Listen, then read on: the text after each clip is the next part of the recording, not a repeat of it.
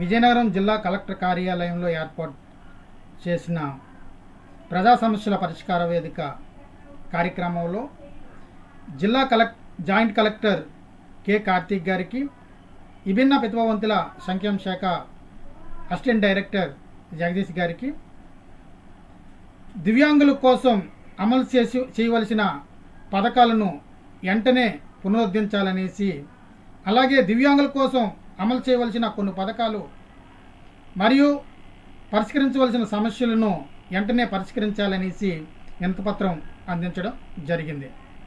ఈ వినతిపత్రంలో ముఖ్యంగా చేర్చిన అంశాలు ఏంటంటే, వాటిని పీడబ్ల్యూడీ ఫెడరేషన్ రాష్ట్ర జాయింట్ సెక్రటరీ మరియు దివ్యాంగుల పరిరక్షణ సేవా సమితి వ్యవస్థాపకులు ఎన్ జేసుదాస్ గారు మాట్లాడుతూ, దివ్యాంగులకు ఏ పార్టీ అధికారంలోకి వచ్చినా ఆ పార్టీ దివ్యాంగులకు పెన్షన్లు పెంచుతున్నాం కదా, అది చాలు అని భావిస్తున్నారు. దివ్యాంగుల కోసం వెంటనే అమలు చేయవలసిన పథకాల గురించి దృష్టి పెట్టకపోవడంతో కొంతమంది దివ్యాంగులకు ఆ పథకాలు సరైన సమయంలో అందకుండా పోతున్నాయి. గతంలో వైసీపీ ప్రభుత్వం కొన్ని పథకాలను ఇవ్వడంలో దివ్యాంగులకు లేట్ చేయడంతో చాలామంది అందుకోలేక అర్హులు కాకుండా పోవడంతో ఆ పథకాలు అందుకోవడానికి వారికి అర్హత లేకుండా పోయింది. కాబట్టి వారు నష్టపోయారు. ఇదే ఒరవడి మన ఇప్పుడున్న కూటమి ప్రభుత్వంలో కూడా జరగకుండా చూడాలనేసి ఆయన తెలియజేస్తూ, దివ్యాంగులకు అన్ని రకాల ఆర్టీసీ బస్సుల్లో ఉచిత ప్రయాణం, అంటే స్త్రీలకి ఎట్లా అయితే ఉచిత ప్రయాణం రాష్ట్రంలో కల్పించడానికి ప్రభుత్వం ముందుకెళ్తుందో, దివ్యాంగులకి కూడా అన్ని బస్సుల్లో కూడా ఉచిత ప్రయాణం కల్పించాలనేసి కోరడం జరిగింది.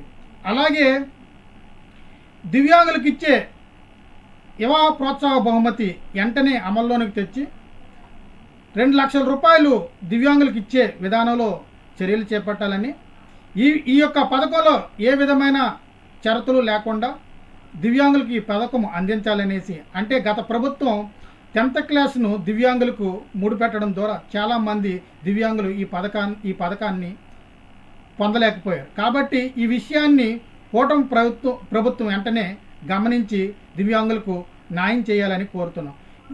ఎన్నికల ముందు నుంచి కూడా చాలామంది ఇప్పటి వరకు దివ్యాంగులు పెళ్ళిళ్ళు చేసుకున్నారు.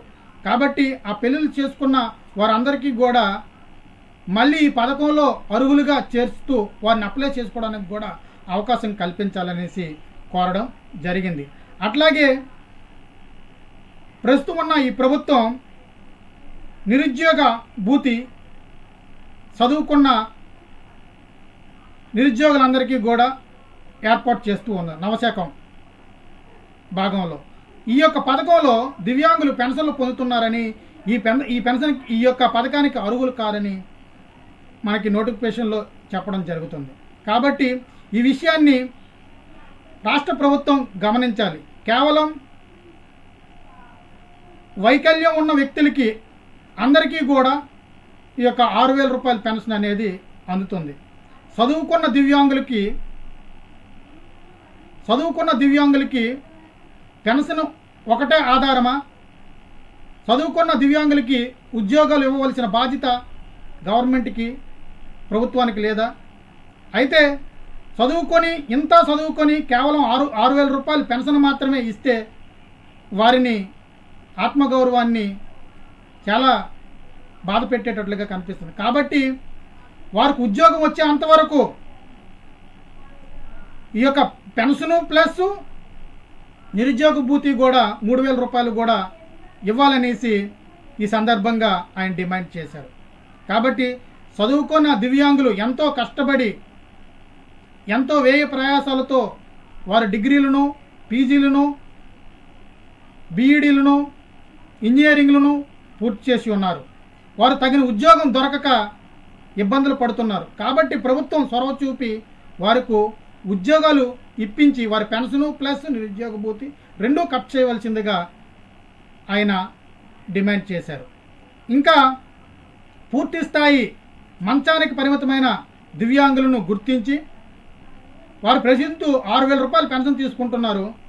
వారికి పూర్తి స్థాయి వైకల్యం ఉన్న దివ్యాంగులకి రాష్ట్ర ప్రభుత్వం 15,000 రూపాయలు ప్రకటించడం జరిగింది.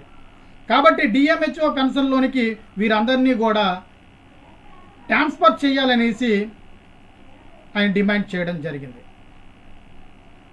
అలాగే కొంతమంది దివ్యాంగులు ప్రభుత్వ ఉద్యోగాలు చేస్తూ దివ్యాంగుల పెన్షన్లు కూడా తీసుకోవడం జరుగుతుంది. అలాంటి వారు రాష్ట్రంలో ఎవరైనా ఉంటే వారందరినీ కూడా వెరిఫికేషన్ చేసి ఈ అన్యాయానికి పాల్పడితే వారు ఎప్పటి నుంచి పెన్షన్ను వారికి ఎప్పుడు ఉద్యోగం వచ్చింది, అప్పటి నుంచి వీరు పెన్షన్ తీసుకుంటున్నారా లేదా అనేది పూర్తి స్థాయి సర్వే జరిపించి వారి దగ్గర నుంచి మొత్తం పెన్షన్ అమౌంట్ను వాపస్ తీసుకునే దిశగా చర్యలు చేపట్టాలి. దీనికి సహకరించిన అధికారులపై కఠిన చర్యలు చేపట్టాలనేసి డిమాండ్ చేయడం జరిగింది. అలాగే రాష్ట్రంలో బోకస్ పెన్షన్లు అధికంగా పెరిగిపోతున్నాయి. కాబట్టి ఆ బోకస్ పెన్షన్లను తొలగించే దిశగా రాష్ట్ర ప్రభుత్వం ముందడుగులు వేయవలసిన అవసరం ఉంది. అయితే రాష్ట్ర ప్రభుత్వం 2,50,000 పెన్షన్లను తొలగించిందనే ఒక వదంతి అనేది ఈ యొక్క రాష్ట్రంలో ఉన్న కొన్ని వార్తల మూలంగా తెలియజేయబడుతుంది. నిజంగా ఎట్లాగా సర్వే చేశారో అనే విషయం ఎవరికీ తెలియని విషయంగానే ఉన్నది. కాబట్టి నిజంగా దివ్యాంగులపైన శ్రద్ధ ఉంటే, ప్రభుత్వానికి ఆసక్తి ఉంటే దివ్యాంగులకు మంజూరు చేసే సదనం సర్టిఫికేట్లు సమస్యలను వెంటనే పరిష్కరించాలి. ఎలాంటి సమస్యలు దివ్యాంగులకు ఉన్నాయి అనే విషయం స్పష్టంగా ఈ యొక్క కూటమి ప్రభుత్వం తెలుసుకోవాల్సిన అవసరం ఎంతైనా ఉంది. ప్రభుత్వ అధికారులు దివ్యాంగుల గురించి, దివ్యాంగుల సమస్యల గురించి, ఈ సదనం సర్టిఫికేట్లు విషయంలో ఏ విధమైన సమస్యలు ఎదుర్కొంటున్నారని ప్రభుత్వ అధికారులు తెలియజేస్తున్నారు సీఎం చంద్రబాబు నాయుడు గారికి. అయితే నిజంగా వాస్తవానికి గ్రౌండ్లో దివ్యాంగుల సమస్యలు ఏమై ఉన్నాయి అన్నది పూర్తి స్థాయిలో సమీక్ష చేసి దీనిపైన తగు చర్యలు చేపట్టాలనేసి ఆయన డిమాండ్ చేశారు. బోకస్ దివ్యాంగులు సదరం సర్టిఫికేట్లు రాష్ట్రంలో చాలా ఉన్నాయి. వాటిని తొలగించే క్రమము, వాళ్ళు తొలగించే పద్ధతి, వాళ్ళు తొలగించే క్రైటీరియా, దానికి సంబంధించిన జీవో పూర్తి స్థాయిలో అమలు చేయాలనేసి అందరికీ తెలియజేసి అప్పుడు మాత్రమే ఆ పెన్షన్లు తొలగించాలనేసి, వాళ్ళకి నోటీసులు ఇచ్చిన తర్వాత దానికి నిర్ధారణ జరగకపోతే అప్పుడు మాత్రమే పెన్షన్ తీయాలనేసి ఆయన డిమాండ్ చేయడం జరిగింది. కాబట్టి సదరం సర్టిఫికేట్లు ఇష్యూ చేసే విషయంలో ఎక్కడ సమస్య మొదలవుతుంది, ఎలాగ బోకస్ వికలాంగులు ఈ రాష్ట్రంలో తయారవుతున్నారు అనే విషయం పైన సరైన సమీక్ష రాష్ట్ర ప్రభుత్వం మరియు అధికారులు చేయవలసిన అవసరం ఉందనేసి ఆయన తెలియజేశారు. అలాగే దివ్యాంగుల కుటుంబాలు, దివ్యాంగులకి చదువుకోవడానికి కావలసిన ప్రత్యేకమైన సీట్లు కాలేజీల్లో, స్కూల్లో ఏర్పాటు చేస్తున్నారు, హాస్టల్లో కూడా. అయితే ప్రైవేటు స్కూళ్ళల్లో కూడా దివ్యాంగులకు 5% రిజర్వేషన్ను అమలు చేస్తూ ఉన్నారు. ఈ సంవత్సరం అమలు చేశారో లేదో మనకు తెలియదు, కానీ ప్రతి సంవత్సరం కూడా అమలు చేస్తున్నారు. అయితే నేను ఇప్పుడు ఈ యొక్క సమయంలో దివ్యాంగుల యొక్క కుటుంబాల్లో ఎవరైనా దివ్యాంగుల పిల్లలు ఉంటే వారందరికీ కూడా ప్రైవేటు పాఠశాలల్లో 5% రిజర్వేషన్ వర్తింపచేసి దివ్యాంగుల కుటుంబాలకు చెందిన లేకపోతే దివ్యాంగులకు పుట్టిన పిల్లలు చదువుకోవడానికి ఆ యొక్క సీట్లను కేటాయించాలనేసి నేను ఆయన డిమాండ్ చేశారు.